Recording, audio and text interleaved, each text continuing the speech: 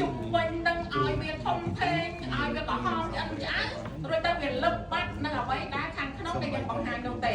អញ្ចឹងសោភ័ណភាពហ្នឹងគឺចង់ផ្ដោតទៅលើអពាក់ព័ន្ធជាមួយនឹងខ្លឹមសារដែលយើងត្រូវបង្រៀនអាហ្នឹងទី1ហើយទី1ទៀតគឺលោកគ្រូអ្នកគ្រូគឺត្រូវគិតទៅលើសុវត្ថិភាពនៃសម្ភារៈផងដែរសម្ភារៈខ្លះបើសិនជាលោកគ្រូអ្នកគ្រូមិនបានគិតនៅពេលដែលផលិតទៅយើងអត់រឹងអីចឹងទៅអាចស្រួចកន្លែងនេះចាប្រយ័ត្នកូនសិស្សវាកវីកវត្តបាត់ភ្នែកកូនគេអ្នកទទួលខុសត្រូវគឺលោកគ្រូអ្នកគ្រូជាអ្នកទទួលខុសត្រូវចាណាគឺត្រូវគិតទៅលើសុវត្ថិភាពហើយមួយទៀតគឺឲ្យវាស្របទៅនឹងលក្ខណៈបច្ចេកទេសឧទាហរណ៍ដូចជាក្របឡុកឡាក់បើកាលណាលោកគ្រូអ្នកគ្រូធ្វើតូចបែបនេះគឺសម្រាប់ប្រើនៅពេលណាចាសម្រាប់គឺការងារក្រុមកូនសិស្សចាប់កម្មតជាដៃគូអីចឹងទៅប៉ុន្តែនៅពេលដែលលោកគ្រូអ្នកគ្រូចង់បង្ហាញរួមទៅក្នុងថ្នាក់ទាំងមូលលោកគ្រូអ្នកគ្រូđangធ្វើម៉េចក្របឡុកឡាក់នឹងដែរធ្វើឲ្យធំទៅក្នុងថ្នាក់ទាំងមូលអាចមើលឃើញបានចាហើយក្នុងនោះទៀតឧទាហរណ៍ដូចជាលក្ខណៈបច្ចេកទេសក្របឡុកឡាក់នេះមកខាងនេះគឺមានផ្នែកជា6អញ្ចឹងមុខឈររបស់វាគឺម្ខាងទៀតនេះគឺត្រូវតែ1អញ្ចឹងបូកចូលគ្នាគឺឃើញ7បើសិនម្ខាងនេះគឺ4ចាម្ខាងនេះ4ម្ខាងទៀតខាងនេះគឺត្រូវ3អញ្ចឹងបូកចូលគ្នាមុខឈររបស់វាឲ្យឃើញ7ទៅវាសមស្របជាមួយនឹងលក្ខណៈបច្ចេកទេសអានេះចំពោះក្របឡុកឡាក់ដែលមានមុខ6បើក្របឡុកឡាក់ដែលមានមុខ10អញ្ចឹងគឺបូកចូលគ្នាមុខឈររបស់វានឹងបូកចូលគ្នាឲ្យឃើញ9អញ្ចឹងបន្តិចទៀតល្បែងលោកគ្រូគាត់នឹងបង្ហាញជូនក្របឡុកឡាក់ដែលមានមុខ10នឹងទៀតចាអញ្ចឹងអាហ្នឹងហើយគឺត្រូវគិតលក្ខណៈបច្ចេកទេសមិនមែនចេះតែផលិតទេហើយក្របឡុកឡាក់នេះទៀតសោតមុខរបស់វាគឺមានរាងជាការ៉េលោកគ្រូអ្នកគ្រូបើសិនជាផលិតមុខវាខ្លះចាក់កនកែងខ្លះការ៉េនៅពេលដែលបោះទៅគឺវាលំអៀងវាអាចវិលទៅកន្លែងណាមួយដដែលអញ្ចឹងណាអាហ្នឹងគឺវាអត់ស្របទៅនឹងលក្ខណៈបច្ចេកទេសហើយមួយទៀតនៅពេលដែលយើងផលិតសម្ភារៈឧបទេសនឹងទៀតឆាតគឺយើងត្រូវគិតអំពីតម្រូវការរបស់សិស្សគិតអំពីសិស្សស្រីហើយនិងសិស្សប្រុសផងដែរលោកគ្រូអ្នកគ្រូចំពោះអ្នកគ្រូភាគច្រើននៅពេលដែលធ្វើសម្ភារៈដើម្បីបង្រៀនគឺច្រើនតែដាក់ពណ៌ដើម្បីទាក់ទាញសិស្សស្រីតែប៉ុណ្ណោះឧទាហរណ៍ថាពណ៌កាយឈ្មោះពណ៌ភ្លេងចាអានោះបានសិស្សស្រីលេគាត់ចូលចិត្តចំណែកឯសិស្សប្រុសគឺគាត់ត្រូវការពណ៌អីគេចាវាមានពណ៌ខ្មៅមានពណ៌ខៀវអញ្ចឹងលោកគ្រូអ្នកគ្រូតោងគិតថានៅក្នុងសង្គមជាតិយើងកូនសិស្សយើងបច្ចុប្បន្នមិនទាន់និយាយដល់សង្គមជាតិកូនសិស្សយើងបច្ចុប្បន្នតើសិស្សស្រីនិងសិស្សប្រុសអ្នកណាបកាយជាងរាល់ថ្ងៃចាទទួលស្គាល់ទាំងអស់គ្នាគឺសិស្សស្រីបកាយជាងមូលហេតុអីបានជាសិស្សស្រីបកាយជាងលោកគ្រូអ្នកគ្រូគួរស្រាវជ្រាវរករឿងនឹងផងហើយចាប់ផ្ដើមតាំងពីសម្ភារៈនឹងផងប្រហែលមកពីអ្នកគ្រូបង្រៀនអត់បានគិតទៅលើសិស្សប្រុសហើយមួយទៀតអត់សូវពេញចិត្តជាមួយនឹងសិស្សប្រុសឃើញគាត់បម្រើខុសម្ដងម្កាលហាត់គាត់ចេញចាអញ្ចឹងបើសិនជានៅក្នុងសង្គមជាតិយើងមួយមានតែមនុស្សស្រីចាមនុស្សប្រុសកើតជាអ្នកជំងឺអស់ខ្សោយអស់តើសង្គមជាតិយើងនឹងទៅជាយ៉ាងម៉េចចាលោកគ្រូនឹងស្រែកកណាទីណាមានប្រុសទីនោះមានស្រីណាមិនចំណាននឹងមានប្រុសចាយ៉ាងនេះទៅទាំងអស់ណាលោកគ្រូអ្នកគ្រូចាតាំងពីកម្រិតបឋមយើងនឹងទៅគឺយើងត្រូវគិតទាំងអស់ហើយសម្ភារៈឧបទេសនឹងទៀតសោតគឺឲ្យមានភាពជាតិនិយមទៀតផងណាលោកគ្រូអ្នកគ្រូជាតិនិយមទៀតផងកុំឲ្យគិតទៅរឿងបរទេសដល់ពេលចុងក្រោយតាំងមកធ្វើឯងអីពាក្យទីកាអីចឹងណាអញ្ចឹងគឺយើងគិតតាំងពីនេះទៅបើសិនជាតកតងនឹងផ្លែឈើចាប់ផ្ដើមដំបូងបំផុតគឺយើងរកអាផ្លែឈើណានៅក្នុងស្រុកយើងចាអញ្ចឹងគឺយើងគិតទៅលើជាតិនិយមផងណាលោកគ្រូអ្នកគ្រូចាហើយនៅមួយវិញទៀតត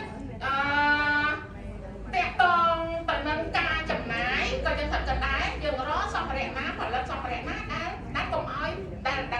ប្រើធនធានមានស្រាប់នៅក្នុងបរិស្ថានរបស់យើងណាកុំឲ្យខ្លួនមានលុយទៅទិញយកមកដាក់តែម្ដងចាជាយាមផលិតឲ្យអត់ពីលទ្ធភាពហើយបានជាថានៅបឋមសិក្សាបង្រៀនគឺចាំបាច់ត្រូវមានសម្ភារៈឧបទេសចាដោយលោកគ្រូអ្នកគ្រូដឹងស្រាវជ្រាវបើកាលណាគ្រាន់តែឮ ចាគេថាលឺ1000ដងមើលស្មានឹងបានអីទេស្មាបានឃើញម្ដងទេចាហើយបើបានឃើញ100ដងបានប៉ះអូសាក់លោបានស្ទាបតំតាំមិនស្មើនឹងបានធ្វើម្ដងទេចាអញ្ចឹងគឺចាំបាច់អាធ្វើហ្នឹងក៏យ៉ាងម៉េចឲ្យកូនសិស្សបានធ្វើបានចាក់កម្មអញ្ចឹងទៅវាធ្វើឲ្យបង្កើតអង្គចងចាំប្រវត្តិសាស្ត្រហ្នឹង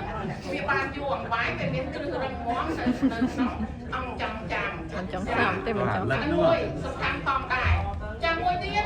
លោកគ្រូអ្នកគ្រូតាក់តងទៅនឹងគណិតវិទ្យាផងដែរអីទៅគ្រូដល់ណាស់ណាស់ត្រូវសរសេរដូចភាសាខ្មែរដែរគឺសរសេរពីឆ្វេងទៅស្ដាំឧទាហរណ៍ថា52056គឺមិនមែនសរសេរ6ខាងចុងនឹងមុនទេពីស្ដាំមកឆ្វេងទេការសរសេរគឺត្រូវសរសេរពីឆ្វេងទៅស្ដាំប៉ុន្តែការគណនាបូកដកគុណចែកគណនាពីណាទៅណាគណនាពីស្ដាំទៅឆ្វេងហើយការរៀបសម្ភារៈនៅក្នុងការបង្រៀនរៀនសោតក៏ឲ្យលោកគ្រូអ្នកគ្រូរៀបគឺត្រូវតម្រៀបពីឆ្វេងទៅស្ដាំនឹងផងដែរណាលោកគ្រូអ្នកគ្រូតម្រៀបវាឲ្យត្រូវតាមខ្ទង់ឯនោះសម្ភារៈដែលយើងរៀនសម័យហ្នឹងចាអាហ្នឹងមួយហើយមួយទៀត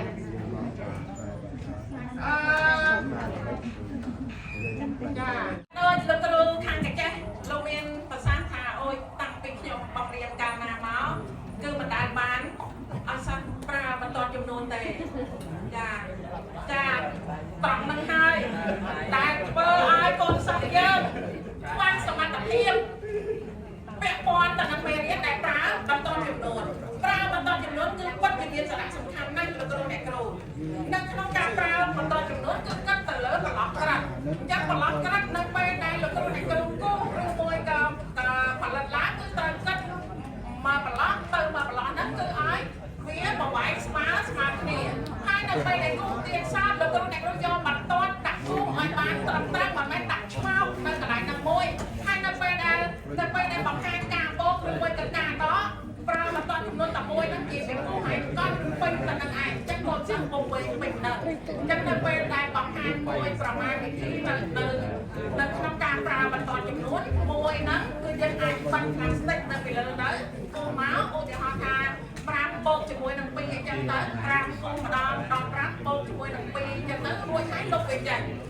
ញហើយបានដាក់ប្រមាណទៀតខ្ញុំសង្កេតឃើញលោកគ្រូអ្នកគ្រូខ្លះគាត់បង្រៀនគាត់គួរឲ្យរំពេញនៅក្នុងនឹងឯងឲ្យប្រមាណវិធីប្រមាណ3 4នៅលើបន្តចំនួនតែមួយហ្នឹងឲ្យស្ញាច់ពេញហ្នឹងកូនសិស្សមកវិញអស់ហើយអញ្ចឹងវាចាំបាច់ត្រូវតែប្រើបន្តចំនួនពីព្រោះទៅថ្ងៃមកវាពាក់ព័ន្ធជាមួយនឹងអភិសិទ្ធអដនេនោះលោកគ្រូចាអញ្ចឹងជាមូលដ្ឋានគ្រឹះពីខាងក្រៅអញ្ចឹងដល់ពេលអញ្ចឹងកូនសិស្សអត់យល់ចឹងនៅពេលដែលខ្ញុំដាក់ឲ្យកូនសិស្សធ្វើឲ្យគាត់គណនាដោយប្រើបន្តចំនួនកូនសិស្សគាត់អត់ចូលចិត្តប្រើបន្តចំនួនទេគាត់សុខចិត្តយកដៃរបស់គាត់រាប់ហើយខ្ចីជើងពួកម៉ាក់ហ្នឹងយកមករាប់បន្ថែមនឹងដាក់ពីជើងចឹងទៅពេលដែលប្រើបន្តចំនួនយើងប្រើចំនួនតែធំក៏បានដែរណាលោកគ្រូឧទាហរណ៍ថាមួយបន្លំហ្នឹងគឺមានចំនួន100ដំបូង100រួចហើយ200បន្លំទី3 300ចាបន្តបន្តចឹងទៅគឺយើងតាយមកបន្លំហ្នឹង10000ក៏បានដែរចាបលៀនក៏បានដែរចឹងណាលោកគ្រូចាដល់ពេលដល់10000បលៀនហ្នឹងមិនតែខ្ចីដៃខ្ចីជើងពួកម៉ាក់ហ្នឹងយកមកប្រើឯណាប្រើបន្តចំនួនហ្នឹងបានណាលោកគ្រូចឹងសូមជារៀបប្រើចាដើម្បីឲ្យកូនសិស្សចូលចិត្តចាសូមអរគុណច្រើន